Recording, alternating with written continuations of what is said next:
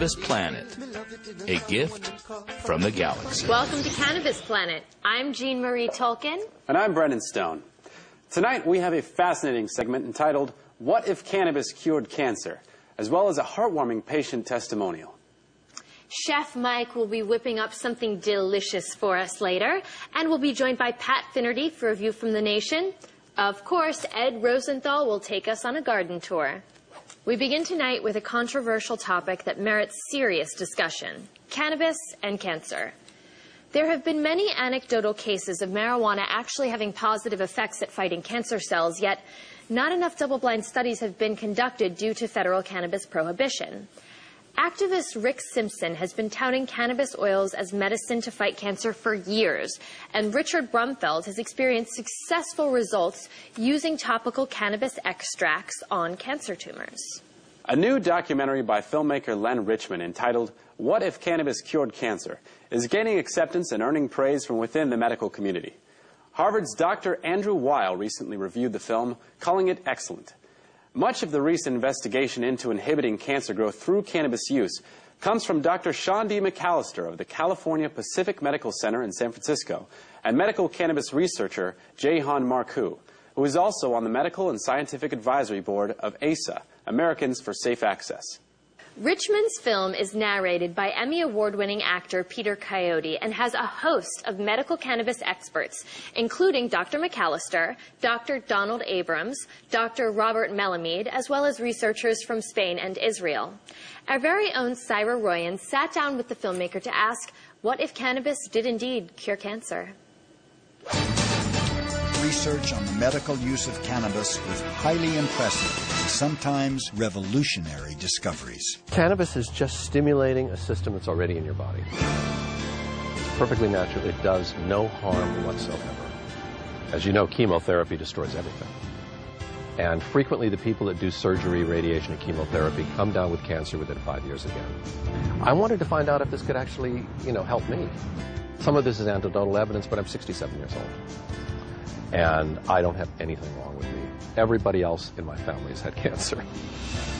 In my own instance, I can't think of any reason why I wouldn't have cancer at this age when I've had so many relatives much younger than me who died of cancer. It just totally runs in my family.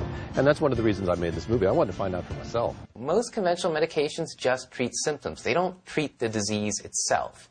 Yet when we're talking about cannabis, and we're talking about very serious diseases like multiple sclerosis, diabetes, Alzheimer's, ALS, cancer, we're not just talking about symptomatic relief, but in some cases we're actually talking about the ability to treat the disease itself at the same time we're treating symptoms. I was overwhelmed with the evidence.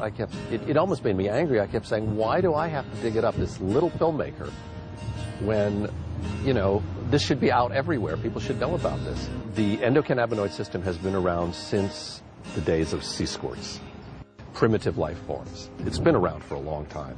Ancient man ingested cannabis to a great degree because it's a wild weed. It grew everywhere. He was actually not knowing it, but he was protecting himself against a lot of diseases. After alcohol was re-legalized, they needed to make something else illegal because they had this big bureaucracy. They had a bureaucracy of a police state set up for alcohol. And so it suddenly became cannabis was the enemy.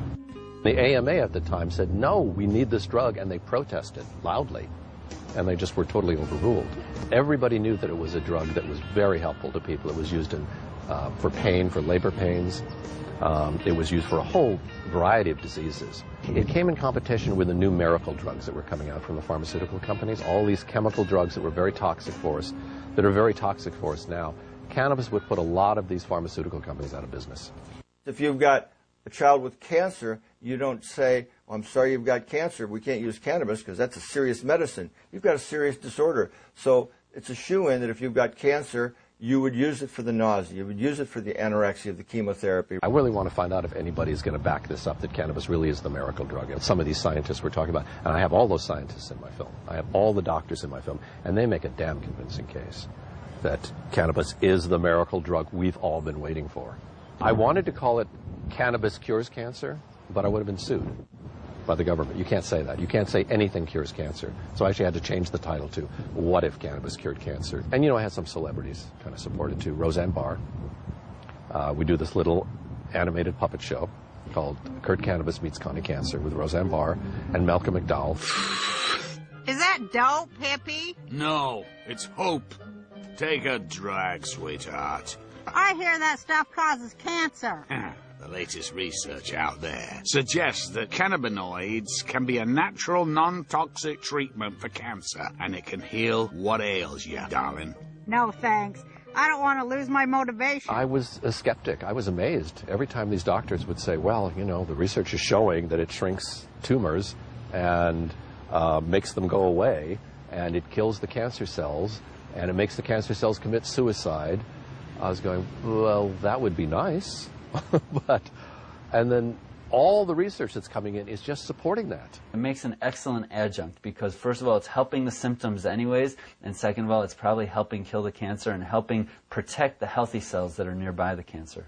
There's fear, and they purposely create that fear to keep the status quo. They don't want things to change. They don't want you to stop spending all this money on pharmaceutical drugs. I mean, can you imagine how this would devastate the whole pharmaceutical industry? Oh my God.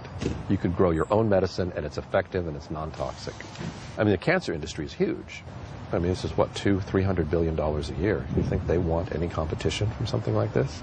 The compounds in marijuana, and not just THC, but several different compounds in marijuana, have this ability to selectively target and kill cancerous cells while leaving the healthy cells alone. There have been billions of dollars raised in cancer research, but how much has gone for cannabis research? I mean, it's just like infinitesimal, and they've had to fight and scratch and struggle to get any research money for cannabis.